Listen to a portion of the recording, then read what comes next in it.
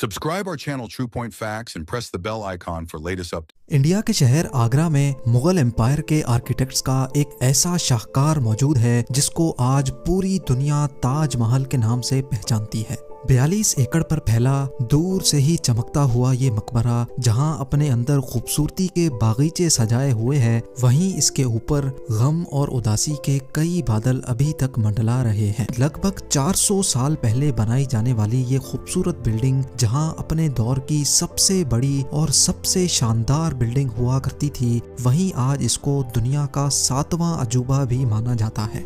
इस आलीशान स्ट्रक्चर को बनाने में 20,000 मजदूरों ने दिन रात खून पसीना बहाया, और वो भी 1 या 2 सालों तक नहीं बल्कि पूरे 22 सालों तक। अगर आज के दौर में इसकी कीमत का अंदाजा लगाया जाए तो संगे मरमर का ये अनमोल मकबरा हैरत अंगेज तौर पे $1 बिलियन यानी 7,500 करोड़ रुपयों से भी ज्यादा महंगा है, क्योंकि इस बिल्डिंग में मुगल आर्किटेक्ट्स ने अपने हुनर की कई ऐसी निशानियां छोड़ी थीं जिनकी दुनिया के टॉप इंजीनियर्स भी आज तक तारीफ करते हैं।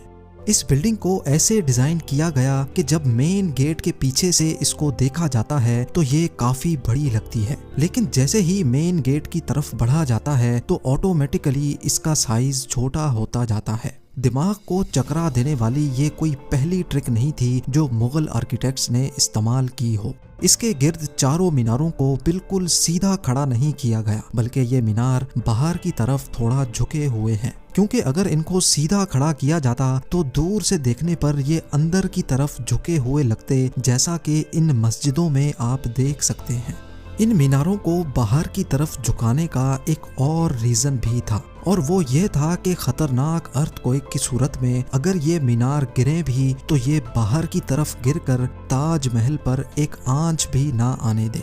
लेकिन आखिर माजरा क्या था कि इसको बनाने वाले किसी सूरत में इस पर एक खराश भी बर्दाश्त नहीं कर सकते थे। ताजमहल के वो कौन कौन से राज थे जिनको 400 साल पहले छुपाने की कोशिश की गई थी, और जब उस दौर में कंक्रीट या स्टील ही नहीं हुआ करता था तो आखिर इस आलीशान मकबरे और इस पर मौजूद 40 मीटर ऊंचे डोम को कैसे बनाया गया, ये सब और इससे भी ज्यादा आप जान सकेंगे आज की इस स्पेशल वीडियो में। नाजरीन, ये मामला स्टार्ट हुआ था सन 1607 में, जब इंडिया और पाकिस्तान के इस खित्ते में मुगल एम्पायर का होल्ड हुआ करता था। इस दिन मुगल शहंशाह का सबसे छोटा बेटा शहाबुद्दीन मोहम्मद खुर्रम 15 साल का हो चुका था, और उसी की सेलिब्रेशन के लिए आगरा फोर्ट में एक आलीशान पार्टी रखी गई थी। खुर्रम मुगल शहंशाह को सबसे ज्यादा अजीज था, इसी वजह से इसके हर जन्मदिन पर इसको हीरे जवाहरात और सोने से तोला जाता था, यानी जितना वजन शहजादे खुर्रम का होता था उतना ही खजाना इसके नाम कर दिया जाता था। लेकिन इस जन्मदिन पर कुछ और भी खास होने वाला था। मुगल शहंशाह ने शहजादे खुर्रम की शादी अपने एक वकील की बेटी के साथ कर दी, जिसको मुमताज महल के नाम से जाना जाता है। मुमताज और खुर्रम को पहले दिन ही एक दूसरे से बेइंतहा मोहब्बत हो चुकी थी, और उस वक्त ये किसी को भी मालूम नहीं था कि इस मोहब्बत का बोलबाला हमेशा के लिए रहने वाला है।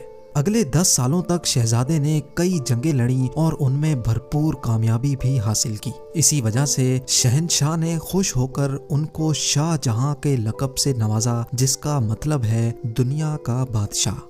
शाहजहां की टोटल 6 बीवियां थीं जो आगरा फोर्ट के हरम में ही रहती थीं। इन 6 में से शाहजहां सबसे ज्यादा मोहब्बत मुमताज से करते थे, और यही वजह थी कि उनका ज्यादातर वक्त मुमताज महल के साथ ही गुजरता था। वक्त तेजी से गुजरता जा रहा था, और 4 सालों के बाद यानी 1621 में मुगल शहंशाह अचानक चल बसे। शाहजहां जो पहले ही मुगल एम्पायर में खासा फेमस हो चुका था और जो शहंशाह का चहीता बेटा भी था, 1628 में यानी बाप की मौत के 7 सालों बाद उसने शहंशाह की गद्दी संभाल ली। पूरी मुगलिया सल्तनत अपने नए शहंशाह से बेहद खुश नजर आती थी। ये वो पीरियड था जब मुगल एम्पायर अपने पूरे उरूज पर थी, यानी पूरे इंडिया पाकिस्तान के साथ साथ अफगानिस्तान के भी कई हिस्सों में मुगलिया सल्तनत का राज हुआ करता था। सारे फैसले शाहजहां खुद करता था, जबकि मुमताज महल पीछे रहकर शाहजहां को मशवरे दिया करती थी। लेकिन किसी को भी इस बात का इल्म नहीं था कि ये खुशियां अनकरीब मातम में बदलने वाली हैं। गद्दी संभाले अभी 1 ही साल गुजरा था कि एक बार फिर से मुगल एम्पायर को दुश्मनों का सामना करना पड़ा। अगले 2 साल जंग चलती रही और शाहजहां को इस जंग में भी भरपूर कामयाबी नसीब हुई। लेकिन शाहजहां अभी इस कामयाबी का जश्न मनाते कि उनको एक अफसोसनाक खबर से आगाह किया गया। मुमताज महल, जो कि शाहजहां के 14वें बच्चे को जन्म दे रही थी, उसकी हालत बिगड़ गई और 17 जून सन 1631 को वो ना चाहते हुए भी इस दुनिया से चल बसी।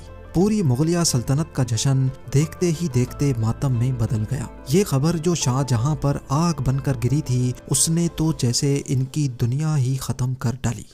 शाहजहां की सबसे पहली मोहब्बत और उनकी सबसे अजीज बीवी मुमताज महल इस दुनिया से रुखसत हो चुकी थी। कहा जाता है कि इस गम की परछाई ने शाहजहां को काले अंधेरों में धकेल दिया था। अगले 8 दिनों तक उन्होंने कुछ नहीं खाया और अगले 2 सालों तक ना कोई मौसीकी सुनी और ना ही परफ्यूम लगाया। मुमताज महल ने मरने से पहले एक आखिरी ख्वाहिश की थी। वो चाहती थीं कि उनकी कब्र दुनिया के सबसे खूबसूरत मकबरे में बनाई जाए।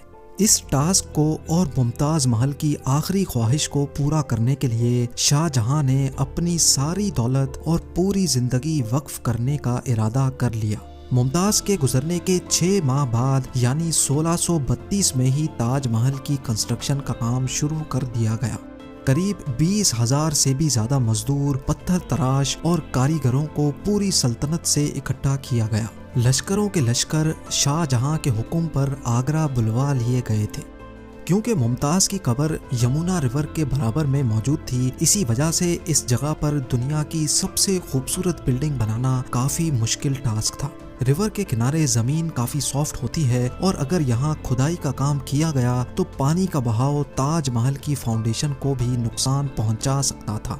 इस मसले से निपटने के लिए मुगल इंजीनियर्स ने यहाँ सबसे पहले जमीन के अंदर कई कुएं खुदवाना शुरू किए। मजदूर ये कुएं तब तक खोदते रहते जब तक खुश्क जमीन नजर ना आ जाती थी। इन कुओं को पत्थरों और गारे से भरा गया और फिर उसके ऊपर पत्थरों के बड़े बड़े कॉलम्स खड़े किए गए। इस सारे काम को अंजाम देने के लिए मजदूरों के साथ साथ हाथियों की एक बहुत बड़ी फौज को भी इस्तेमाल किया गया। मुगल इंजीनियर्स की ये ट्रिक काम कर चुकी थी और अब एक ऐसी मजबूत फाउंडेशन तैयार थी जो नरम जमीन पर भी फौलाद बनकर खड़ी थी। फाउंडेशन के बाद अब बारी थी एक ऐसे बिल्डिंग डिजाइन की जो आज से पहले किसी ने भी ना देखा हो। एक ऐसा डिजाइन जो पिछले सारे रिकॉर्ड तोड़ डाले। ताजमहल के डिजाइन का आइडिया शाहजहां ने अपने बाप दादा के मकबरों से लिया था। बाप के मकबरे से मीनारों का आइडिया लिया गया, दादा के मकबरे से बिल्डिंग कोर का आइडिया लिया और अपने अंकल के मकबरे से डोम का आइडिया लिया था। और जब इन सबको कंबाइन किया गया तो एक शानदार और आलीशान डिजाइन उभर कर सामने आया। बिल्डिंग के स्ट्रक्चर को बनाने के लिए लाखों नहीं करोड़ों ईंटें मौके पर ही बेक की गईं। ये सब इतना आसान नहीं था और इसमें लातादाद पैसे भी बहाए जा रहे थे। हर गुजरते दिन शाही खजाना तेजी से खाली होता जा रहा था, लेकिन शाहजहां को किसी चीज की परवाह नहीं थी। बस उनको ये काम हर कीमत पर कंप्लीट करना था। कहा जाता है कि ताजमहल की कंस्ट्रक्शन में इतने ज्यादा लोग लगाए गए थे कि इनकी वजह से आसपास के इलाकों में खाना पीना खत्म हो गया था। 20,000 मजदूरों और कारीगरों की डिमांड पूरी करने के लिए शाहजहां ने आसपास के तमाम इलाकों से अनाज आगरा मंगा लिया था। कई सालों की मेहनत के बाद बिल्डिंग का स्ट्रक्चर कंप्लीट हो चुका था और अब बारी थी इसको संगे मरमर से सजाने की। ये संगे मरमर आगरा से 400 किलोमीटर दूर राजस्थान से मंगाया जाना था, क्योंकि यहाँ का मकराना मार्बल आज तक दुनिया का फाइनेस्ट मार्बल माना जाता है। शाहजहां ने ताजमहल के लिए पूरा मकराना मार्बल रिजर्व कर लिया था, यानी जब तक ताजमहल की डिमांड पूरी नहीं हो पाएगी तब तक किसी को भी ये मार्बल खरीदने की इजाजत नहीं थी। 1000 हाथियों की मदद से हजारों टन वजनी मार्बल राजस्थान से आगरा मंगाया गया। ताजमहल का ये खूबसूरत डोम इतना बड़ा है कि इसका अंदाजा सिर्फ आंखों से देखकर ही लगाया जा सकता है। आजकल इस तरह के डोम बड़ी आसानी से स्टील स्ट्रक्चर पर बनाए जा सकते हैं, लेकिन 400 साल पहले 40 मीटर ऊंचे डोम को बनाने में उनके पास सिर्फ पत्थरों का ही सहारा था। इस डोम को बनाने में मुगल इंजीनियर्स ने जो स्ट्रेस कैलकुलेशन की थी, उसकी आज के इंजीनियर्स भी बहुत तारीफ करते हैं। ताजमहल की फिनिशिंग के लिए इसको पीट्रा डूरा या परचिनकारी से डेकोरेट किया जाना था। पीट्रा डूरा एक ऐसी कलाकारी को कहा जाता है जिसमें कीमती पत्थर को मार्बल के अंदर तराश कर लगाया जाता है। मार्बल को बड़ी महारत और बारीकी से कीमती पत्थर की शेप के हिसाब से तराशा जाता है और फिर उसमें पत्थर को ग्लू के जरिए चिपकाया जाता है। ताजमहल पर इस्तेमाल होने वाली ग्लू कोई आम ग्लू नहीं थी। काफ़ी रिसर्च और लेबॉर्ट्री टेस्ट के बाद मालूम पड़ा कि ये ग्लू शीरा, लेमन जूस और संगमरमर पाउडर को मिलाकर बनाई जाती थी। वही सेम ग्लू आज भी ताजमहल की रेनोवेशन के लिए इस्तेमाल की जाती है। ताजमहल की खास बातों में एक बात यह भी है कि ये दिन में 4 मर्तबा अपने रंग बदलता है। सूरज निकलने से पहले ये बिल्कुल ब्लैक शेड देता है, सूरज निकलने के बाद ये लाइट येलो और पिंक शेड देता है, जबकि दोपहर के वक्त ताजमहल की खूबसूरती का नया रुख देखने को मिलता है। नीले आसमान पर जैसे मोती चमक रहा हो और सनसेट के वक्त ये पूरी बिल्डिंग गोल्डन कलर की दिखाई देती है। पूरे 22 सालों के बाद सन 1654 में ताजमहल की कंस्ट्रक्शन का काम मुकम्मल कर लिया गया। शाहजहां अपनी बेगम की याद में दुनिया का सबसे खूबसूरत मकबरा बनाने में कामयाब हो चुका था। शाहजहां ने इस आलीशान इमारत का नाम अपनी पसंदीदा बीवी की याद में ही रखा। मुमताज महल से इसका नाम ताजमहल रख दिया गया। हर साल शाहजहां मुमताज की बरसी पर यमुना रिवर के जरिए ताजमहल पर जाया करते थे। ये ताजमहल की ऐसी एंट्रेंस थी जिसको सिर्फ शाही खानदान के लिए ही बनाया गया था। इस एंट्रेंस की दीवारों पर दिलकश नक्काशी का काम किया गया था, जो शायद सिर्फ शाही आंखों के देखने के लिए ही किया गया था।